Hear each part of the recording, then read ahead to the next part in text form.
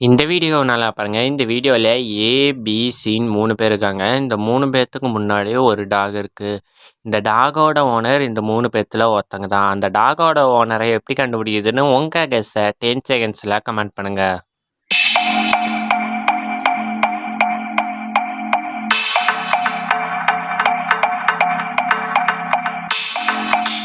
அத எப்படி கண்டுபிடிக்கிறதுனா 3 பேரும் அந்த டாக் பக்கத்துல போனாலே போதும். டாகோட ஓனர் பார்த்தா ஒண்ணும் பண்ணாது. மீதி பேத்த பார்த்தா கத்தும்.